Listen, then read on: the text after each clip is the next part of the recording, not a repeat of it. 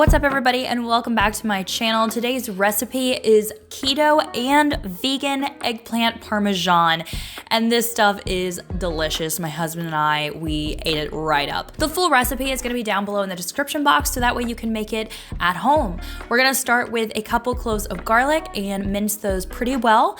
And I'm using some avocado oil and getting my pan heated up so that way I can caramelize this garlic. We are starting out with making our own sauce, but if you don't want to make your own sauce, you can just use a jarred sauce, but this sauce is really, really good and it is super easy. Once your garlic has caramelized for a couple minutes on a lower heat, you don't want to burn your garlic, then you can add your 1 can of tomato paste and your 1 can of crushed tomatoes. Give this a good stir, and then we're going to start adding our spices.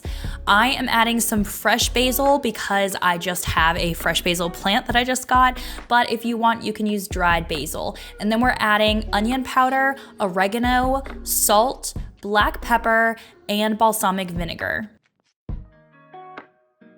I like to add a little dash of red pepper flakes because I like my sauce just a little spicy, but you do not have to add that.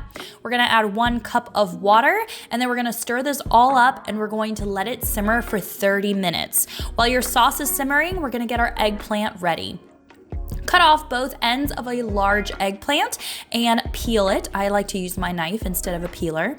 Then we're going to cut these in about 1/4 to 1/2 inch slices, and you want to rearrange this on a pan and sprinkle it with salt and let it sit for 30 minutes. So while your sauce is cooking, you can have your eggplant dehydrating. The salt takes out the bitterness and a lot of the moisture, so that way it's not going to be super watery or soggy.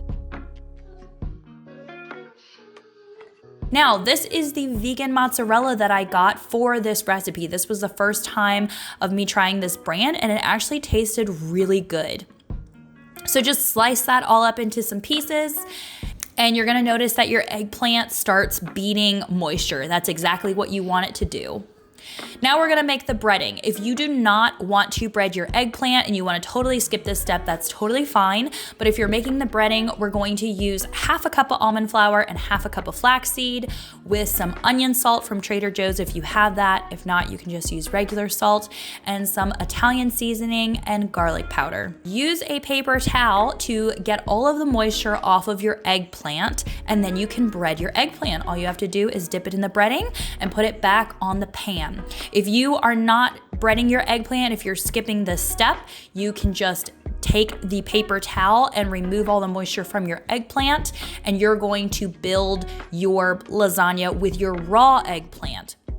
Once you finish breading your eggplant, you're going to drizzle it with some avocado oil, and you're actually going to bake it just like this for 30 minutes in a 425-degree oven.